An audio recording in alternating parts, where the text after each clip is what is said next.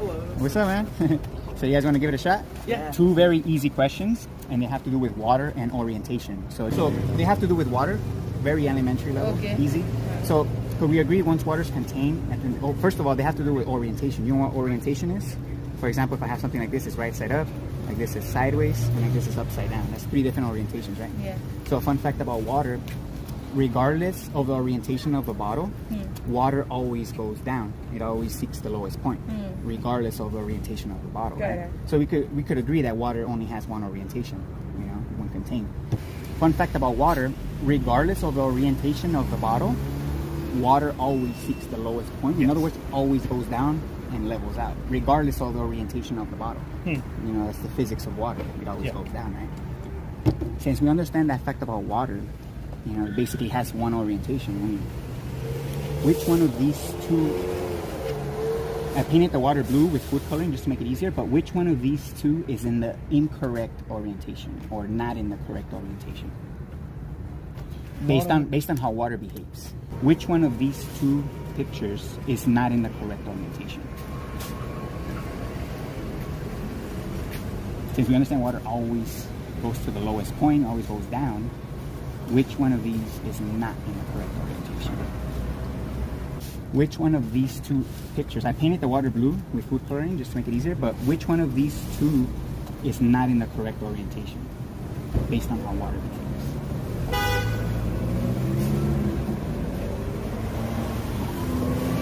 I guess both are in the correct orientation because this one's in the, did you say this one's in the correct?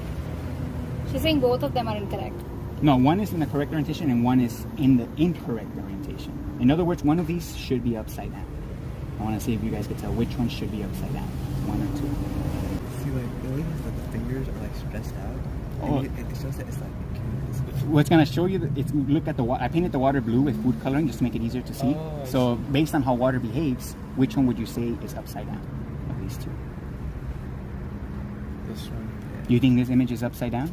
I think that one's the right one. Oh, this one's right side up. Yeah, that's the right one. The right one? Okay, so you think this one's the one upside down?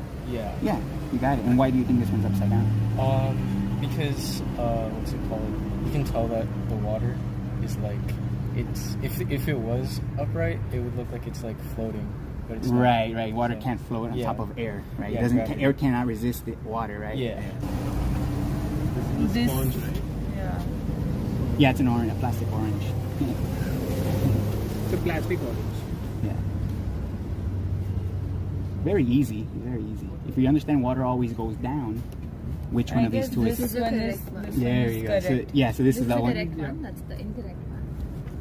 No. This is the one that's upside down. Yeah. Okay. After you meant. Okay, I thought you were talking about correct orientation. Yes, No. And it's because of the water can't stick to the top. Actually, tip it like this. Yes. Which one? And what is the orange one? Oh, it's just a plastic orange. So plastic you orange. just put it in there for reference. So, what material is it? Huh? What material is it? What medium? Oh, it's plastic. Plastic. Not sponge. Nothing. No. It's plastic. Oh, that's interesting. I could tell you this: the orange is floating in the water. Floating. Yes. I'll tell you that. That's for sure. I mean, that's obvious. But since we understand, physics, basic physics, which one of the two is upside down? Oh, that's interesting. Mm-hmm.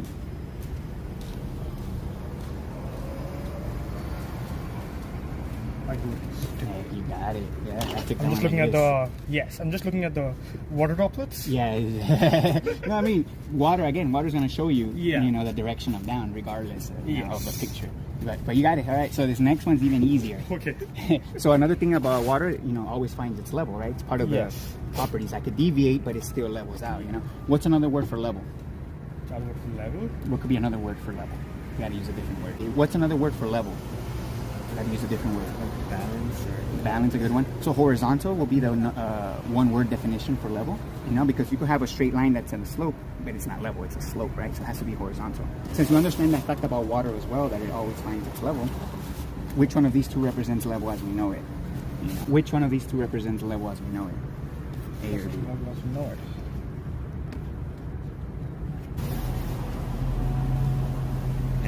it. A, right? Yeah, there you go. Oh, yeah. Yeah. I was thinking of like the curve of the earth. All right. No, I'm glad.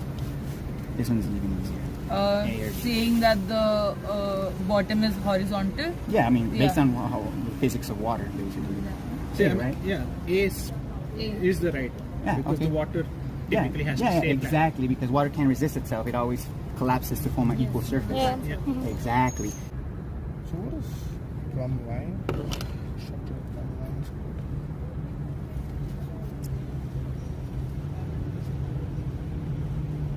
So we don't know which is curved, which is like normal, nothing like Yeah, that. this is a contained body of water, like a lake, for example. A lake, okay. Yeah, so which one represents level as we know it? Like if when we're observing a lake or measuring a lake, for example.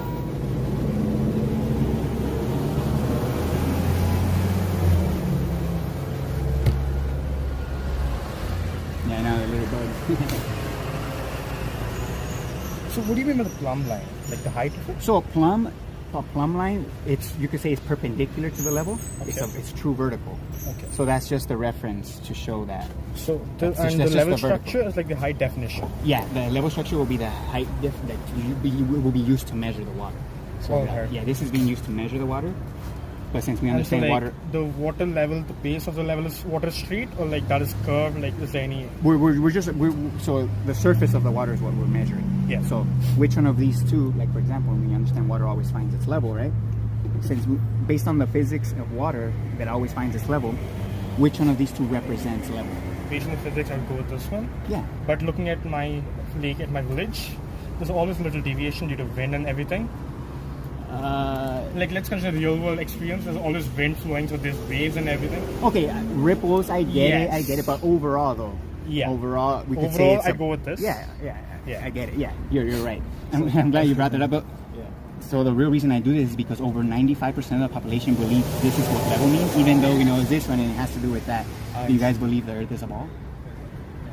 Yeah. Yeah, right. So NASA in specific, they claim to have satellites orbiting the Earth, so they need to know the radius of orbit. So they need to know the radius of the Earth if they're supposedly going around. So the real reason I do this is because over 95% of the population, including myself and maybe you guys, have been tricked to believing this is what level means, even though we know it's this one. You guys want to know how we were tricked? Do you guys believe the Earth is a ball? Yeah.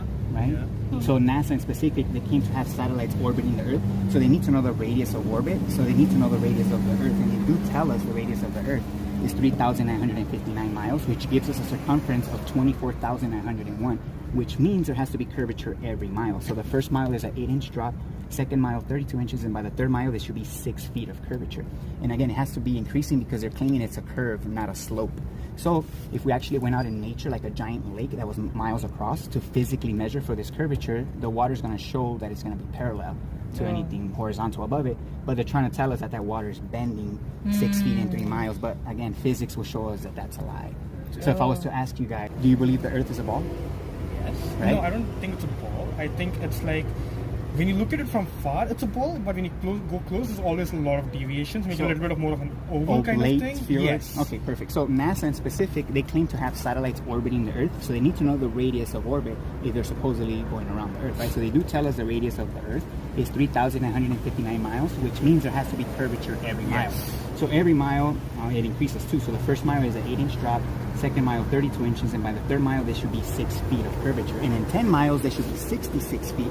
So if we actually went out to a giant lake that was miles across to physically measure for this curvature, the water is going to be parallel to anything horizontal above it, because that's what water does. It can't support itself. It forms an equal surface. But they're trying to tell us that water bends when contained. But physics So that shows is the whole reason why I otherwise. actually like what is the level of water? Is it straight? Well, that's the thing. It doesn't matter. As long as if water's contained, the surface is always going to be level. Yes. Always. But if we live on a ball, that will have to curve. The surface of water will have to curve. But when we go to physics, reality, and physically That is the whole measure, reason I'm asking. Like, is the base of the water straight or? the base of the shape of the container doesn't matter. It could be bumps in the bottom. Yes. The water takes the shape of the container. No, that is all right. Because I actually got this in my mind. Got the Earth curvature in my mind because you like mentioning miles of size. Yeah. So I got the Earth's curvature in my mind. The reason I'm asking what is the water level contained in a flat base or this, because like when you take a flat base, since the base is flat, the water will contain at least to a certain extent. So the if- deviation will be comparatively lesser compared So to if I make a hump, the water's going to hump too. No. But if I make a bump in the bottom, is the water going to bump? No. So why do you think that it does happen in a bigger scale? So if I was to ask you guys, what's the number one proof that convinces you that the Earth is a ball? NASA's pictures. Okay, pictures. NASA's pictures. Okay, I'm glad. Let me think. Like, I think like also just the fact that you can go around. Okay, circumnavigation. Okay, pictures. Okay. Also, like back in the whatever times, like when they would take a ship to sail off, like when it Ships goes go off over the horizon. curve. Yeah. Okay, so I'll go with the pictures first, and then we'll go to the other point. So they don't actually call them photographs or pictures. These images from space, they actually call them images. So the reason why is because images like this, for example, this is official NASA images.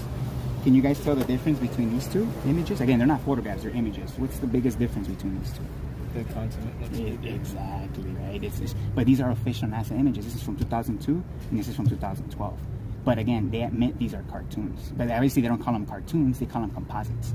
So in other words, the only place you're ever going to see curvature of the Earth is through images like this, or through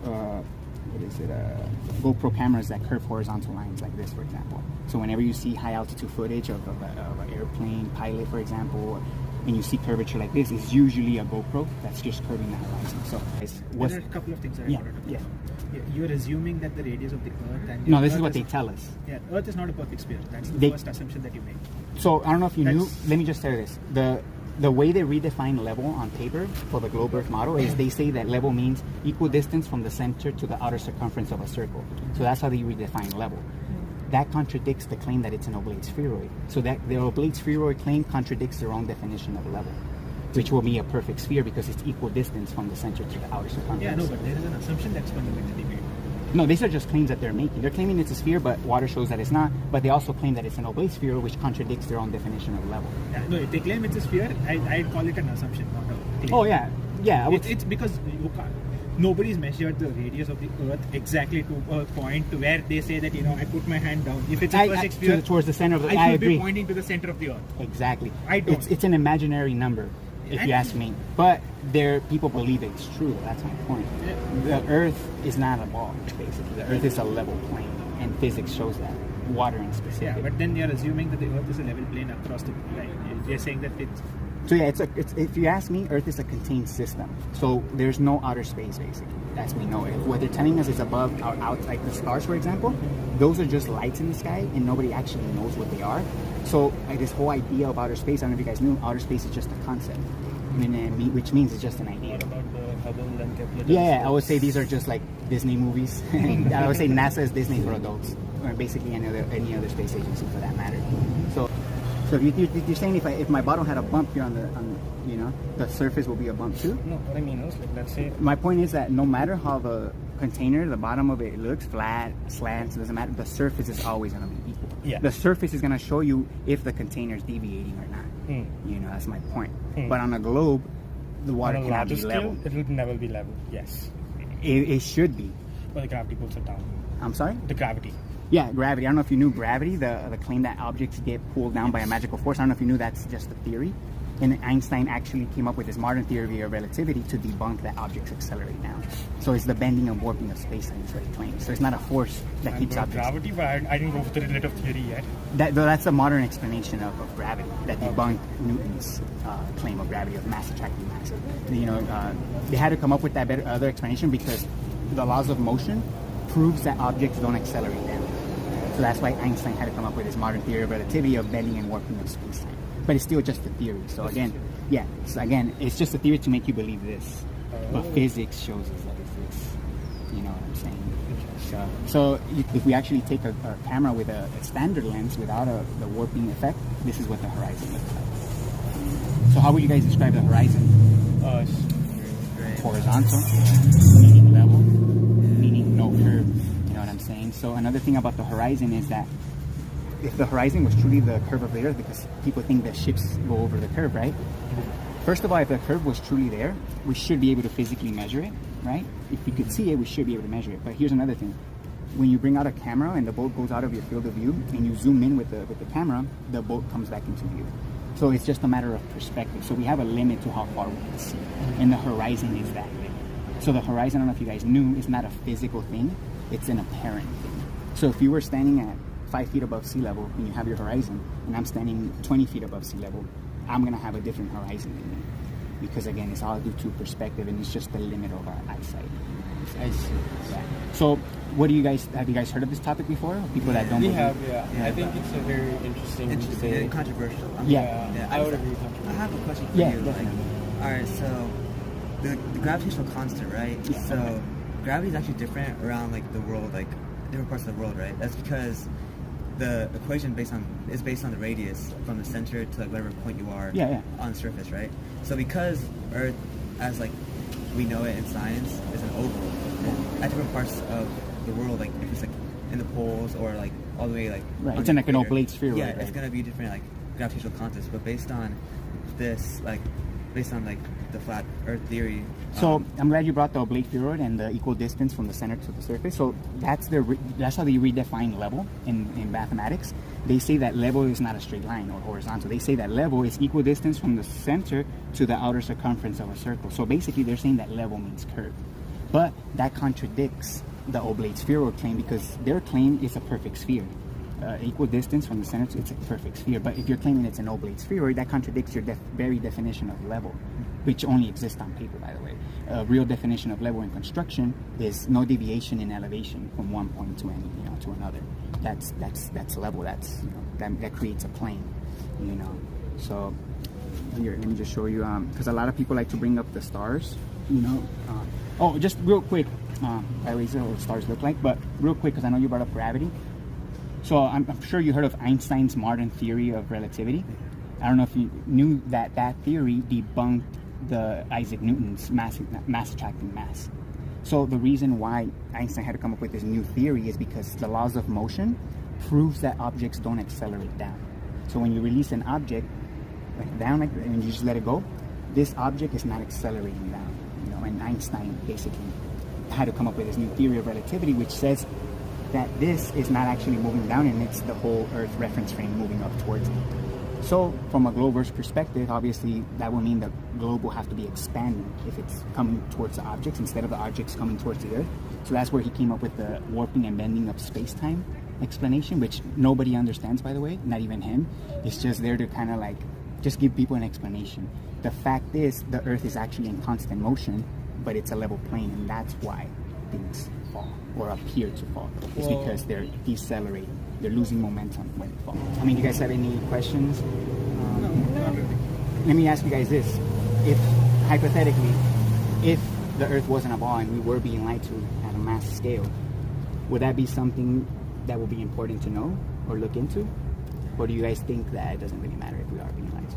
To me personally, not really. But for me, a lot of this actually makes a lot of difference because I'm a robotics student and I need to deal with the Earth's surface a lot. I need to know how the magnetic surface of the Earth is operating. I need to know how the natural north is pointing to. Why does the compass point to a certain natural north?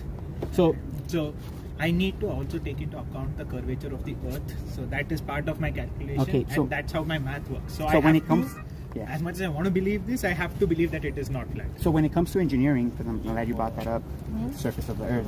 When it comes to engineering, I don't know if you knew all the blueprints that are used to construct the bridges, railroads, that are miles across. None of the blueprints take account of Earth's curvature. It's all done through plumbs and levels, which are perfectly straight lines. If you look at any blueprints, we'll miss our bus. All right, don't worry. Thank you so much. All right, you guys take care. No problem. Have you ever thought about this subject before? Have you heard of this subject before? Of people that don't believe in the ball Earth? No? Oh, okay. So have you heard of flat Earth? A lot about that, and I stay away from that word because there's a lot of propaganda behind flat Earth. The Earth is not flat. The Earth is level. And I'm going to tell you the difference. If you have something that's level, that means it has orientation. And if something has orientation, that means there has to be motion. So the Earth is in constant motion. And that's what gives us the orientation, the level that we experience. Flat is just the word to describe a surface with no bumps or indents. But the Earth does have high points and low points, mountains, valleys, canyons. So the correct term is level. So again, this whole propaganda on the internet, I know you heard of flat earthers and I don't call myself a flat earther. Again, that's just part of the propaganda, just to keep people away from the subject. The correct term is the Earth is a level plane, and nobody actually knows what's outside of it. So the Earth is like a terrarium. We're being contained. So we have air pressure. You can't deny that. 14.7 psi. which means there needs to be some sort of physical containment containing this air, because air expands in all directions. That's the physics of air pressure. So this all theory stands on the basis that gravity as such is not actually proper theory, but the gravity doesn't exist. Gravity as a force doesn't exist. Yeah. So the whole theory is based on that. So they claim gravity is the warping and bending of space-time, which is just a concept. It's just someone's imagination. It cannot be practically shown to actually accelerate objects like they do. Or again, they don't claim objects accelerate down anymore. It's the Earth rising up to them. But obviously from a globe, if something gets dropped in Australia and then something gets dropped in America, that means the Earth will have to be expanding. But obviously that doesn't make any sense. That's why Einstein, his theory of relativity is just mind-numbing to basically make people accept that that's the case. Because again, the laws of motion show that objects don't accelerate down. So mass attracting mass, the Newton's idea of gravity, has been debunked hundreds of years ago already by Einstein. So there's... Sorry to interrupt, but when I think of stuff falling to the Earth, I think of like the mass of the Earth and then exactly like a large mass. Because they have a gravitational pull. It's not necessarily going to the object is coming to it because of the gravitational pull. We were saying that gravity pulls the object down, right? Apparently. So here's one thing about motion and pressure. In order to have a motion of an object, you need pressure, right? You need to push it somehow, even air pressure. The only force that exists basically here that we can experience is pressure variance. So when people claim that there's pulling forces, like me pulling this without touching it, those forces don't exist. It's all pressure. So when people say, oh, I pulled it open or pulled it, that's just a description of direction, of moving something away from you or moving something towards you. But it's always pressure. In order to open your door, you need to apply pressure to the handle, regardless of what you move it away or close to you. So this pulling force doesn't exist. Pulling forces don't exist. Imaginary, invisible forces that can move objects without touching them don't exist. And that's why gravity is just a theory. I don't know if you guys knew that. And again, that's why Einstein had to come up with this bending and warping of space-time, which actually says gravity is not a force. It's just space-time bending, and apparently that's what makes objects fall. But again, they admit that objects don't fall. It's the Earth coming up to them. But again, from a globe perspective, it doesn't make any sense because it's bullshit. But from a level Earth perspective, that makes total sense because we have orientation here on Earth. We have up, down, left, right. In order to have orientation, you need to have something in motion. That gives you direction, and that gives you orientation. So the Earth is in constant motion, and that's the reason why things don't accelerate down. It's because the Earth is coming up to it. I mean, you guys have any other questions? No, I think you have very interesting points. No, I'm glad. I appreciate this talk. Let me just ask you guys before you guys go. If this was true and we were being lied to about the shape of the Earth, would that be something that would intrigue you or would be important for you to know, or do you think it just doesn't really matter? Honestly, hypothetically, if we were being lied to. Hypothetically. Would it matter? I wouldn't care. You wouldn't care. Okay. I think that physics, as we know it as a subject, is based on just how we perceive the Earth like this as a globe and it has a structure. I'm glad you used the word perceive because that's how we perceive it, but it's not what it actually is. But yeah. Yeah, but I guess that would change a lot of the subjects. So I think it will be huge because all the institutions, especially universities, and astronomy, would have to be completely everything that they're claiming would just go out the window because they're starting from a false premise. And everything they build from this false premise, if we could prove the premise to be wrong, then everything they build on top of that just falls apart as well. It's theories based on theories, and if we could prove that theory wrong, then all the other theories that came from that are bullshit. You know what I'm saying? So again, water is going to be the number one proof to debunk the globe. But again, before you guys go, so you think it would matter? If it were being lied to, or honestly, not too much. Not too much. Yeah, our lives wouldn't really change. So, what about if we're being lied to about our nature of our existence as human beings? Because we think we're on a space ball and we evolved from monkeys. You don't think that could change somebody's perception of what this life is and what you are as a human?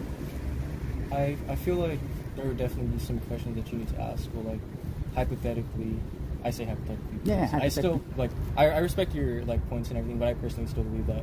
Yeah. The Earth is still round. I'm glad you used the word belief because I don't have beliefs. I understand. Either I know something or I don't.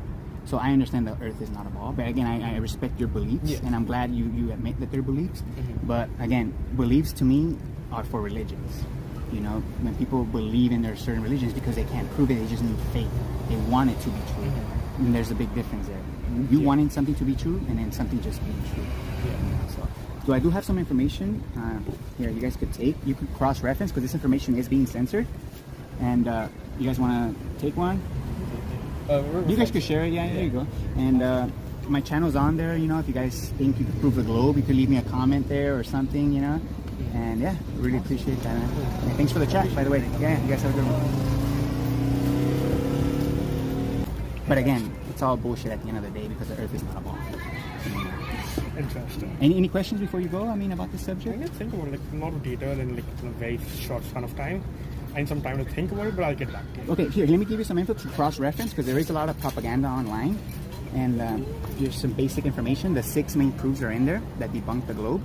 And that's my channel if you want to check it out. I have conversations with students all the time and with the public.